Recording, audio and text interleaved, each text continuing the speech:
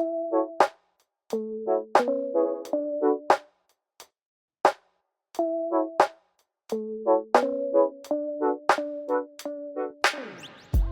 to Keep It Simple, a podcast where we're challenging business and leadership experts to cut through the noise of the corporate world and get to the bottom of what makes the workplace actually work. I'm your host, Neena Newberry. Keep It Simple is brought to you by TalentLMS, the training platform built for success and designed with simplicity in mind. Together, let's uncomplicate what makes a winning workplace. You can find out more at TalentLMS.com. On today's episode, companies also make the mistake of giving leadership development to people who need it the least. People may get identified as high performers, high potentials, and they start investing in them. While there are other people who need that level of investment, who may be what you would call diamonds in the rough. So if they got some level of investment in them, they could really do well. We're joined by leadership coach, CEO of Newberry Solutions, and former Deloitte exec, Neena Newberry. Drawing on her 30-year career, she debunks the biggest myths about what it takes to become a good leader and tells us why widening the pool for potential leaders is not only the right thing to do for employees, but also great for business. Stay with us.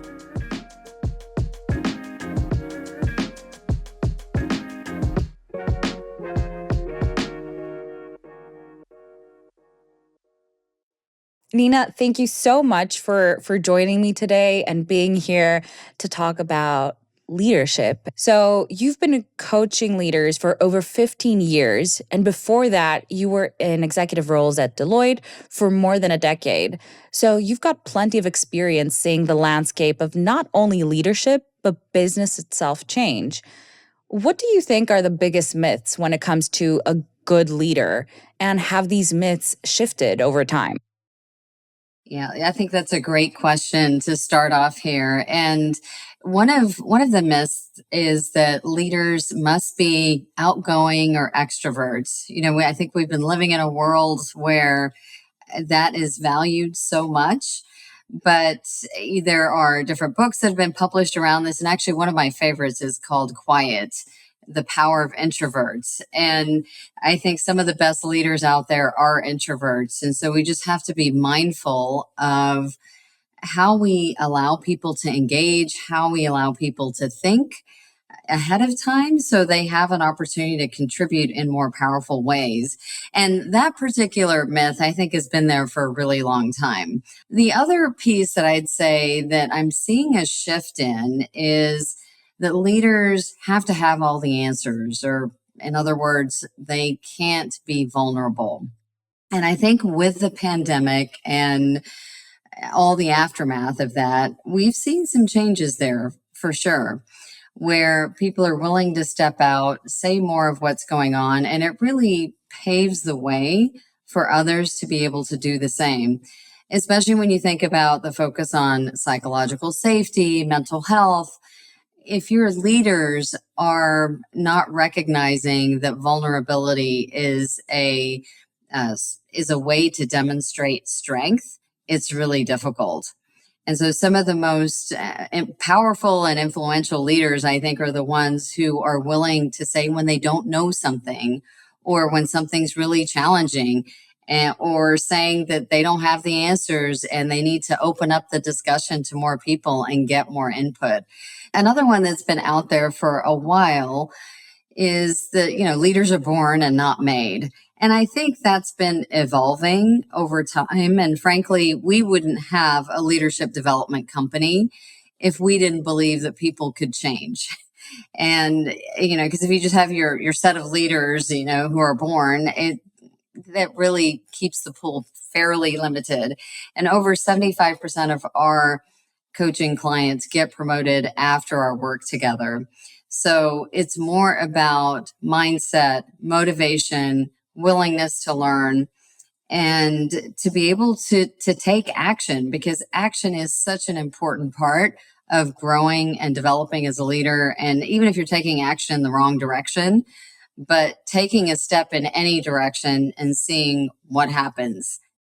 You know, I feel that all these three myths, they do have a common streak within them of sorts, especially when you're talking about introverts being good leaders.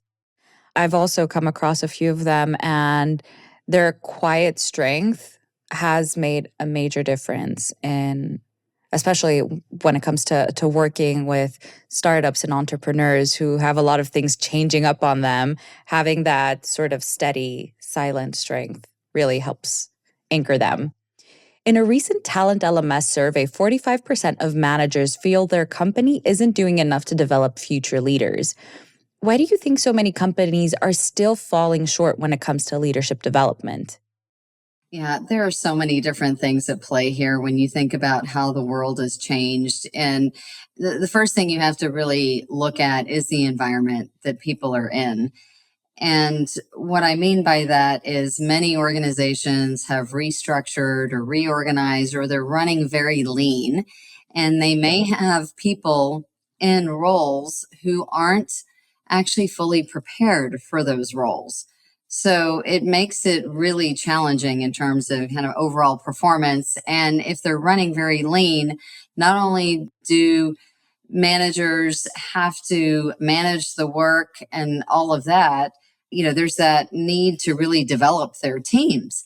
And so the pressure's higher, more's at stake, in the current environment. But there are a few things that have just been part of the whole leadership development challenge all along. And part of it is the misconception that more content equals more learning. And that's just not the case.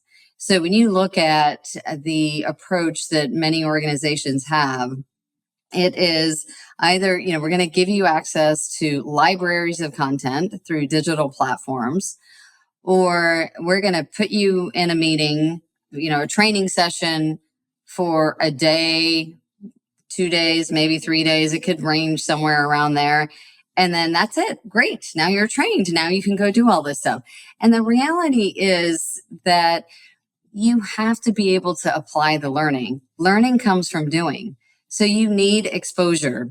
You need exposure to content as well as the opportunity to practice.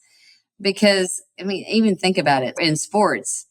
Think about all the practices you have, right? But when it comes to the business world, we don't really think about that as much. And it's such a simple thing, but the focus is on how do we help expose you to something that's going to either increase your self-awareness or give you insight about a specific strategy or thing that you should be thinking about, or different best practices, and then help you reflect about what does that really mean for me? And then what's the action that I need to take? So just giving you suggested action items to help you determine how to move forward. And then the other piece that I want to mention is that sometimes the content isn't necessarily the most relevant content. And what I mean by that is there's a need to step back and say, what are our people really struggling with? Or based on how our environment is changing, what do we want to emphasize in terms of different leadership skills? And the final thing I'll mention is that companies also make the mistake of focusing on giving leadership development to people who need it the least. And what I mean by that is there's a leadership development paradox, which is that, people may get identified as high performers, high potentials, and they start investing in them. And then they continue to do that, while there are other people who need that level of investment, who may be what you would call diamonds in the rough. So if they got some level of investment in them, they could really do well. So one of our things that we're really passionate about is being able to make leadership development more accessible to a much broader audience. You brought up some really interesting facts. And if we have to boil it down to a simpler explanation, I guess it's a case of quality over quantity and that personalization aspect, which is something that we found that a lot of employees are really looking for to get that tailored learning and that opportunity to apply their learning, as well as, of course, relevance. Now, one of the questions we asked in a recent survey to employees from 600 managers across companies was what qualities are lacking in your already existing leaders? And a big one that came up was a willingness to accept feedback and learn from mistakes. It really topped the list. So, firstly, is this something that you feel resonates with what you see, and how can leaders actually work on this? Yes, and I would say for the feedback piece, it's both things, accepting feedback as well as being able to give it effectively. When I was at Deloitte, I led performance management for HR for a few years at the tail end of my career there. And one of the things that we did was completely revamp that whole area, both in terms of systems, process. And one of the things that I personally learned from that experience was it doesn't matter what systems and tools you have in place. The biggest thing is how do you drive the right kind of conversation between people? That open feedback, that clarity around expectations, helping people make career choices as well. So I think when it comes to feedback, there's so many different things that come into play. One is people being concerned about the relationship, with the individuals. Some of it is people being so stressed out or moving so quickly that they're not fully listening or hearing, what's being said, and sometimes not pausing often enough to ask others for feedback. In larger organizations, you tend to see more mechanisms that are in place, whether it's 360 tools or something else. But in smaller organizations, you may not have those things formalized. So at a minimum, being able to ask people, what should I be doing more of? What should I be doing less of? Can be super powerful. And that's less about feedback, but feed forward, Marshall Goldsmith's approach, which makes it a little bit easier because you're not looking in the rearview mirror, but you're really giving someone advice and counsel around the things that they should be doing. So the model that we actually use is from the Center for Creative Leadership, the SBI model, situation, behavior, impact. And it is very simple. So what was the situation where, the behavior occurred? What was the behavior? And what was the impact? And really identifying 3 or 4 impacts related to that. But that's something that we tend to coach leaders in, is the SBI model, because it's so simple to use. But the biggest thing around feedback is clarity. Do not confuse the message. And so one of the other things that I ask people to really look at is when there are performance issues, either their own or someone else's, what's really going on? How much of that is around unclear expectations, or the learning curve being too high, or them not having the skills, or them being too stressed out, right? So a lot of times we don't remember that stress has such a huge impact on people's performance.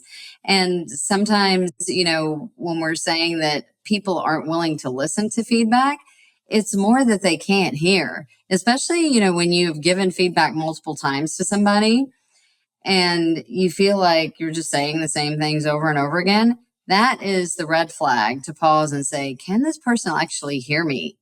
Like, maybe I've been giving them the feedback and giving them the strategies, but just because I said something doesn't mean they heard me. No, I love that, because at the end of the day, again, you come back to clarity and awareness. So I want to take us back to that survey we talked about a little bit before. The second and third qualities on that list were inspiring trust and empathy and awareness, which were essentially interpersonal skills. And you talked about awareness just now. But people have a lot of different terms for these skills: human skills, soft skills, and notoriously, they're the most elusive skills to train. So, what are your tips to L&D professionals that are trying to cultivate those skills in their organizations? Yeah, I think it comes back to some of the things I was talking about earlier, which is really giving people an opportunity to practice and role play around different scenarios, and scenarios that are common. in their type of work environment. And those aren't usually difficult to figure out. It's like, here's some patterns that we have or situations that tend to come up or common issues. And that may vary depending on the career level of the person. But I think those are really important. So there's an element of being able to take some of these and sharing, what do these particular skills mean and why do they matter and what are we really trying to do as an organization? So connecting the dots to the bigger picture, but then bringing it down to earth and saying, okay, these are the kinds of situations you can really apply these in. Let's create an opportunity for you to actually be able to practice some of those things and also have discussions with others. So, when we were talking about developing future leaders and some of the approaches, you had talked about customization, and that's absolutely something that we've seen. But the other part of it is looking at how you enable collaborative learning. The peer-to-peer learning, I think, is one of the most overlooked opportunities that's out there. So everyone doesn't have to be a master at everything, but the kind of discussion that opens up and happens when individuals are, talking to others who can relate to the kinds of situations that they're in. And some of those individuals may have mastered some of these skills and have some great approaches in the culture that you are working in, right? The culture, the context. And then others may not have mastered that stuff, but it's a great opportunity to understand what are other people doing. And it's a safer environment when it's peer to peer. I'm really glad you brought up peer to peer because there's this idea, and you talked about it a little bit earlier, that leadership is lonely. And when there's this peer to peer mentorship and this guiding of each other and that collaborative spirit, I feel that it can combat that sense of loneliness as well. Yes, absolutely. Because, I think when we're struggling, sometimes people really do feel like, oh my gosh, I'm the only one.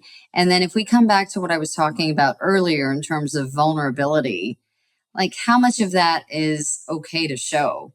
Like, what kind of culture and environment am I working in?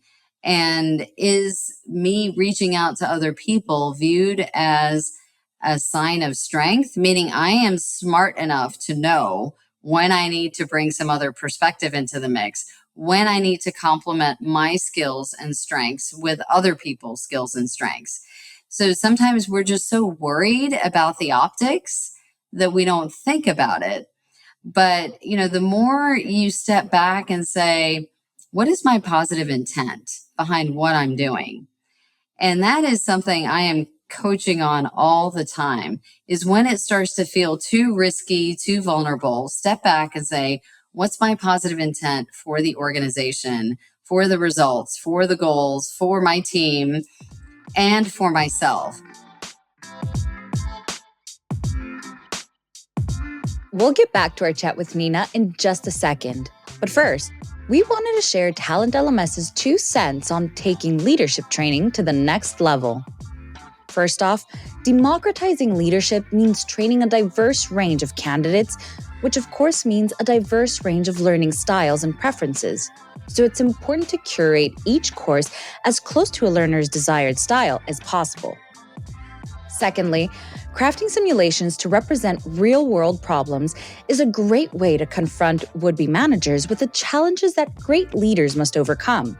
Think realistic scenarios, characters, and images. Next, as Neena emphasized, leadership can be lonely, so we need communities. That's where webinars can come in. They're a simple but effective tool for bringing team leaders together to share insights and tackle challenges both big and small.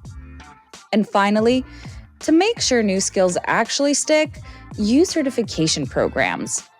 These help leaders master one skill at a time, reaching a level of confidence before speeding along to the next task, ensuring that knowledge is nailed for the long haul.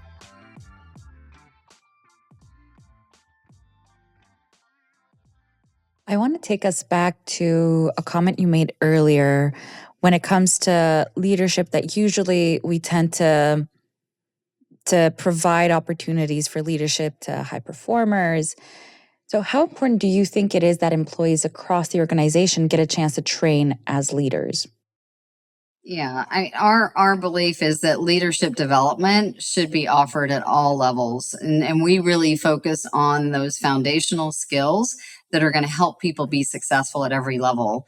The reality is, we never stop learning and growing unless we decide we don't want to, right? And so, as an organization, though, I think it's really critical to align this development with the overall goals, the business strategy, like really connecting it to the so what, but also to the individual needs and desires and what they're wanting for themselves. Like both of those things have to be part of the mix for it to work. If you're just focused on the business, it's not as engaging. If people are just focused on themselves, then it's tough for the business as well to really think about this as an investment. Like we never think about leadership development as a cost.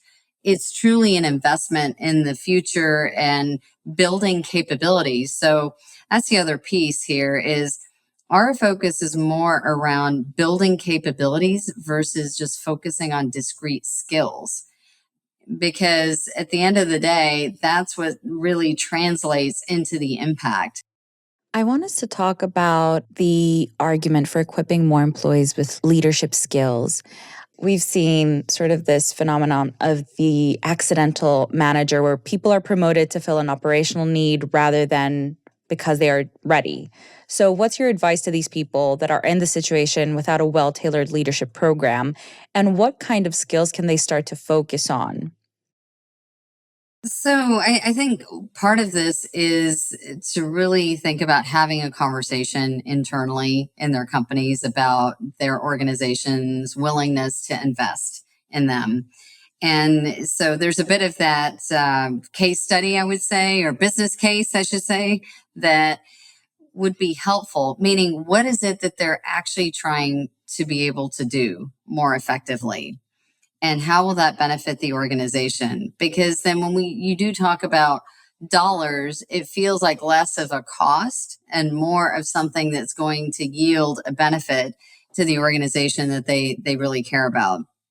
I mentioned this earlier that we did some reverse engineering and looking back at what's helped our clients continue to advance and grow and be successful in their careers. And I'll mention to you the 8 areas that we came up with. And so, and I'll just touch on them very briefly in terms of the kinds of things that are within those. The first one is strategically stand out. And this is really thinking about what you truly want to be known for as a leader, whether that's with a capital L or a little l, right? Doesn't matter if you're in a big leadership position. We all bring leadership skills to the table. But when we want someone to describe us, what are the kinds of things we want them to say? And what is our purpose and our passion? So it's really connecting all those pieces together, as well as, how do we stand out in the wrong way? So that all gets kind of bundled in presence, if you will. Focusing on the right work, that's another piece. So really looking at where are you really putting your time, energy, and effort, and are you working in a way that's sustainable? So we don't really talk about it as work-life balance, but the reality is you can have the best skills in the world. If you are not able to work in a way that's sustainable and you're constantly burning out, doesn't matter. You can't bring all of that to the table. So, this one is about impact as well as looking at how you approach things. Communicating with influence and impact. That's an important one. The expectations shift as you continue to move up in your career. Another one is building visibility and credibility. So think about all the people who do great work, but they're just putting their heads down and getting work done. You have to shine a light on it so that other people know how to tap into your strengths and capabilities. Navigating politics. This is more about power. And how do you think about power? And how does that affect how you show up and whether you engage or whether you don't engage? Building a powerful network. This is not about you just standing on your own. When you think about your network and how much we rely on others to get work done, it is tremendous. So the quality of that network really matters. that's informal and formal, but also it affects your growth, your learning. We talked about the peer-to-peer piece, but there are other dimensions of that network as well. Building leadership courage and resilience is another one that is huge, because you being able to stay grounded and centered and being able to work in an agile environment, especially as we think about AI as well, is really critical. And the last one that I want to mention is developing a high performing team. And so with that one, there are things that you should be doing as a team member as well as someone who may be leading a team. And so feedback we've already touched on as being an important part of it. We've talked about expectations as well, but really looking at how are we structuring things in our teams. So those are the areas we are focused on, because we see people get stuck in those time and time again. And we also see people underestimating the importance. And we recognize that those are some of the biggest levers of high performance. I think those 8 guidelines are going to be really helpful for a lot of people.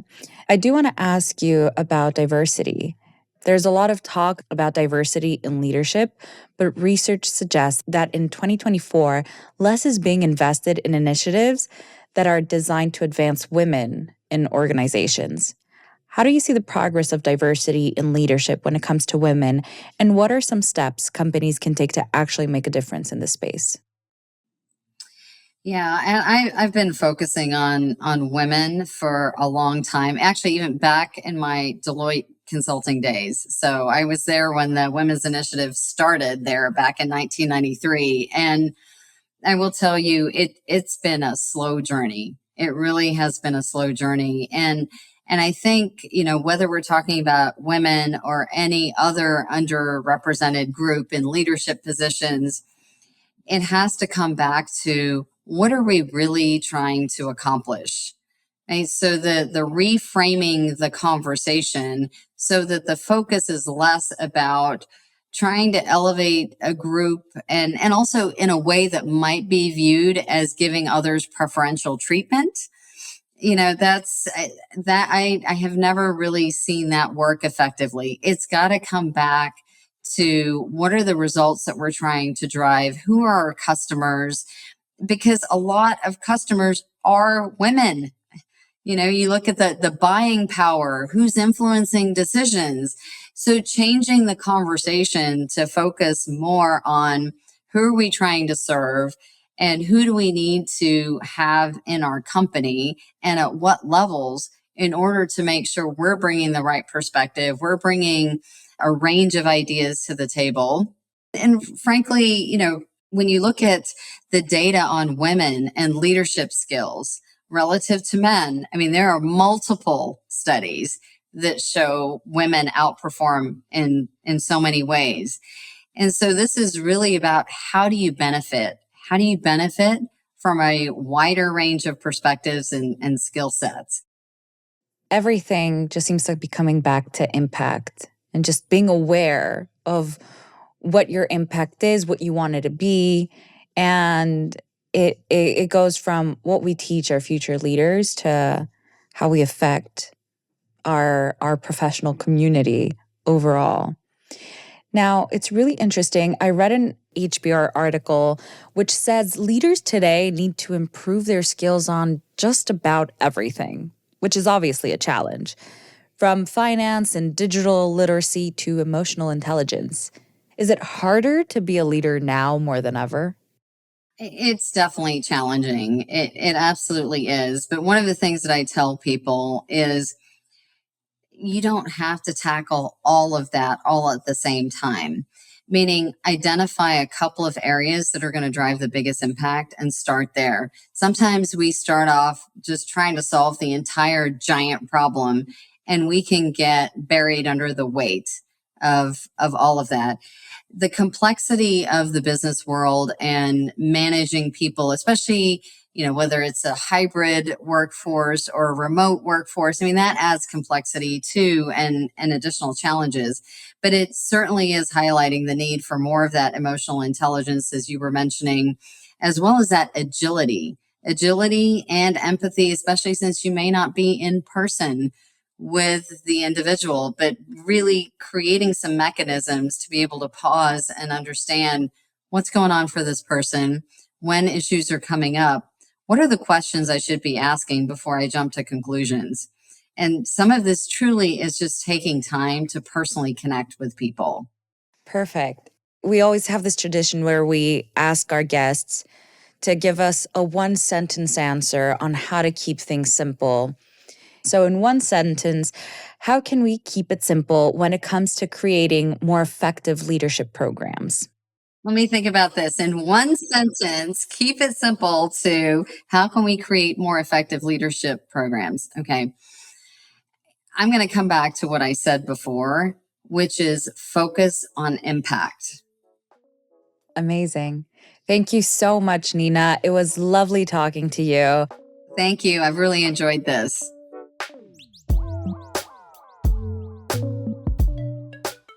Thanks for tuning in.